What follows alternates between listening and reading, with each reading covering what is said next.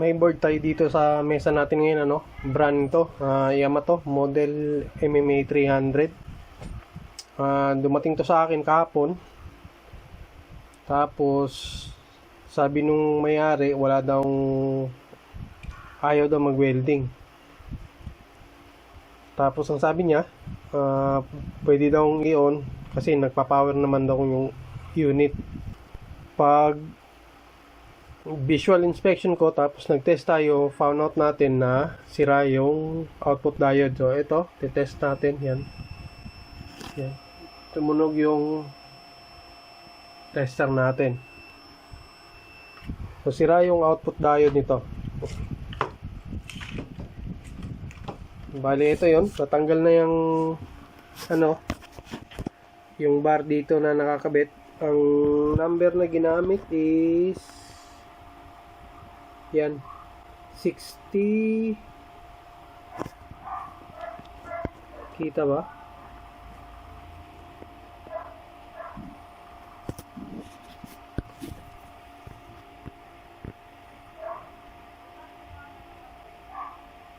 Yan yung number.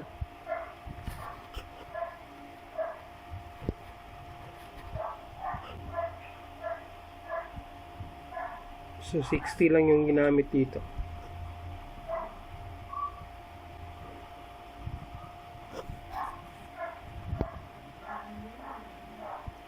F30A.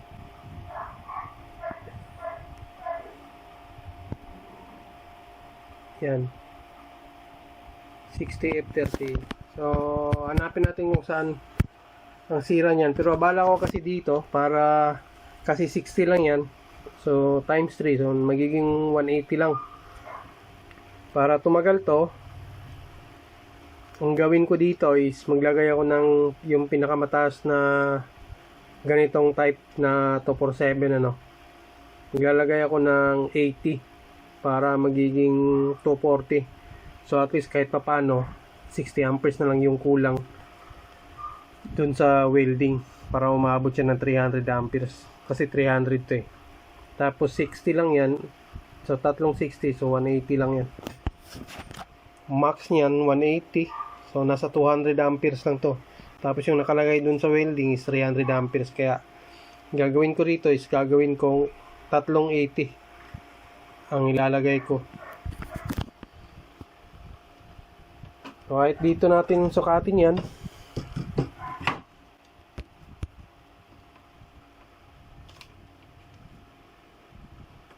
So tester tayo. Yan, gitna. Tsaka dito. Yan, tumutunog. Nabaliktarin natin. Yan, tumunog. Kaya naman di ko tinuloy ito sinaksak kasi nga baka dumating na pagsaksak natin masira pa yung IGBT. Pero ngayon hindi ko alam kung good yung IGBT, ano. Pero nilinisan ko na yan. Kung mapapansin nyo, bago na yung IGBT dyan. Yung silicone compound na nilagay natin. Yan, mapapansin nyo dito, niliha ko dito, yung sa taas, hindi. Yung ano lang ng IGBT. Para medyo maayos na lang kasi sobrang dumi nito eh. So, tapos na nating malinis yan. Yung gagawin ko na lang, try nating palitan to. Tapos subukan nating paanda rin kung magkakaroon ba tayo ng output at saka mawala ba yung shorted ng output capacitor natin. So, yun lang muna. At saka ano pala, yung diagram yan, board view. Hindi pala diagram. Board view yan, ito. Yan. Ay, pansin natin. Ganyan. Yan yung board view niya. Dito, yan. Doon din. Oh.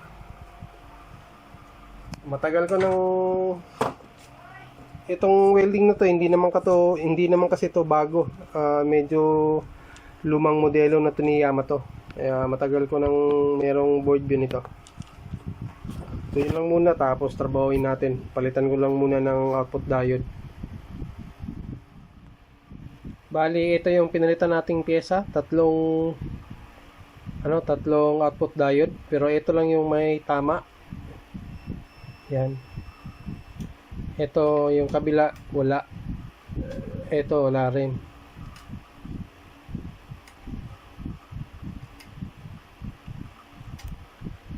Ang pinalit natin dito, ganito ang itsura na. Yan. So magkaiba sila. Pero si 80 amperes na yan. Ito 60. Kung mapapansin nyo, makikita nyo yung number.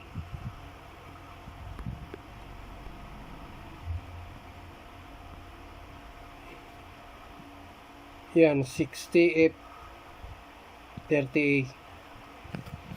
60 ampere. So ito magiging 80 times 3, so 240. So medyo malapit na dun sa 300 amperes ng nakalagay dun sa welding. Baling ngayon, pupost ko lang yung video. Maglalagay lang ako dito ng switch para subukan nating paanda rin kung magkakaroon ba tayo ng output voltage. Bali ngayon, try nating i-on to kung magkakaroon ba tayo ng output voltage dito. So yan lang muna titingnan natin hanggat hindi ko kasi nilagay yung digital display dito. Kaya yan lang.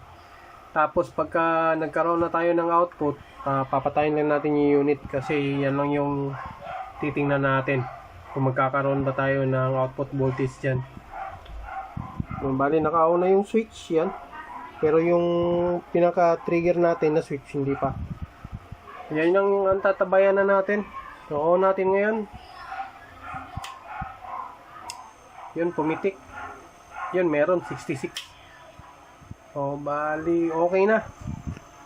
Ang gagawin na lang natin dito, narinig nyo naman na pumitik yung relay yun. Pumitik din yung relay na nag-off na. Bali, assemble na lang natin to sa board. Tapos doon tayo mag-testing ng matagal para makita din natin yung display. So, hopefully, okay na to. Sana, okay. Para wala na tayong ibang gagalawin dito. At saka yung lahat ng value niyan dyan, kahit na masunog yan, meron tayong lahat ng value niyan. Pinakita ko na sa inyo yung board B yan. O, ito ulit yon. Yan, patayin ko lang muna yung ilaw. Yan yung lahat ng part number ni Yamato MMA 300. Bali, lumang modelo to ni Yamato. Yan.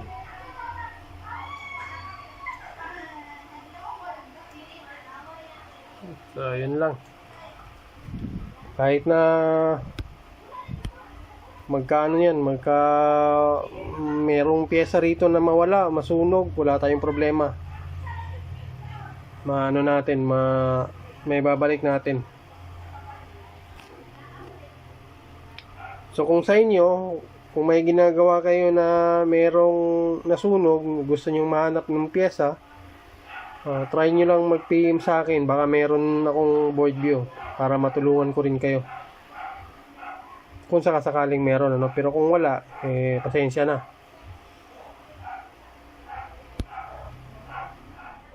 Ngayon, inassemble na natin. Hindi nga lang nakakabit yung fan kasi malaki yung fan dito. Nag-convert kasi si customer ng fan dito. Nung pinaayos niya, sirado yung fan. Kaya yung 220 na fan na pang videoke yung nilagay nila dito. Okay naman yun. Kaso nga lang, ang isang ginawa ko pa rito kasi maliit lang yung butas dito, hindi masyadong nakakapasok yung hangin. Kaya isa yun sa dahilan kung bakit nasira yung unit dito. At saka bago ko inassemble to, meron pa tayong na-encounter na problema dito. Na-test natin kanina na lumalabas naman yung output voltage, kaso nga lang nawawala. Hindi ko lang napakita sa video, pero ang pinakatotong problema yun, nawawala. So sa case na to, nagpalit tayo ng op amp. Ito yung pump na pinalitan natin, yung maliit na yan.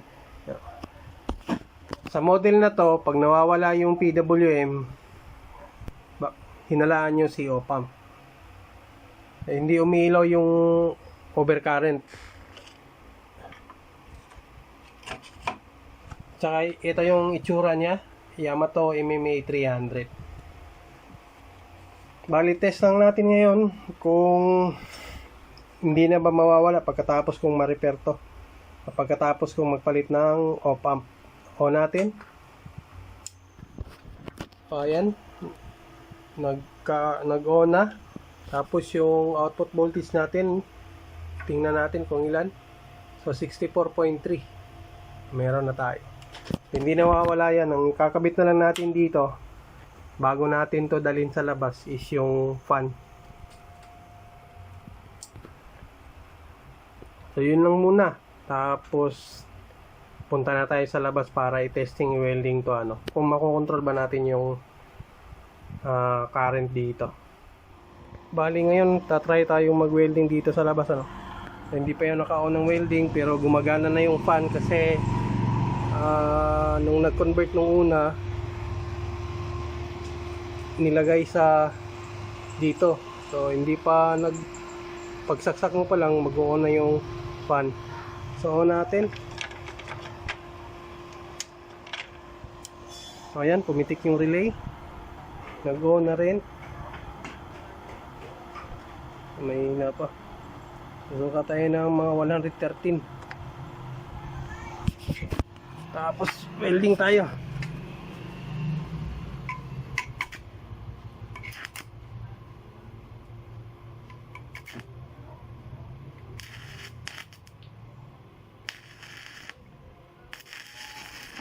Yun. So todo natin 300.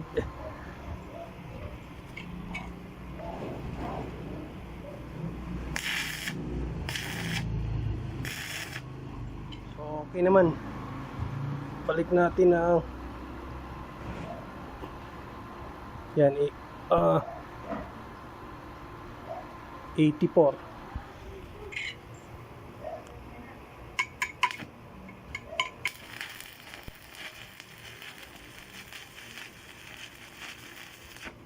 So bali okay na.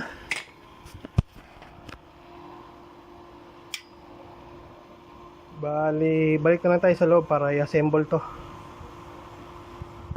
Nandito na ulit tayo sa loob, na-assemble na natin. So, okay naman yung testing natin dun sa labas kanina. Nakakontrol naman yung ampere, yan yung pinaka-importante sa lahat. So, bali, ito na siya ngayon.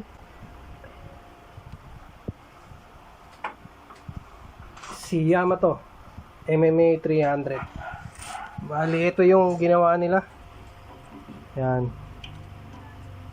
Ginanito na lang yung blower, malaki. Kaya pag saksak mo, naka na yan, hindi ko na ginalaw doon sa loob, nayaan ko na. Tapos di ko na kinabit to kasi kinakapos ng hangin, kailangan bukas na bukas para malakas yung hangin sa loob. Kasi malayo yung fan doon sa heatsink ng IGBT at saka output diode. So yun lang ginawa natin dito. Nagpalit tayo ng op-amp tsaka tatlong output diode. Bali, ito pa yung output diode natin. Yan. Yung op-amp, ang pinalitan natin kasi nga nawawala yung PWM signal. So sa case ni Yamato, sa model na to, pagka nawala yung PWM signal nyo, wag nyo munang palitan ng PWM. Hanapin nyo muna, magpalit muna kayo ng op-amp. So yun lang ginawa natin dito. Pwede ko nang ibigay kay customer to. So maraming salamat ulit sa mga tumatangkilik ng video natin kahit papaano. Hanggang dito na lang siguro. Sa susunod na video.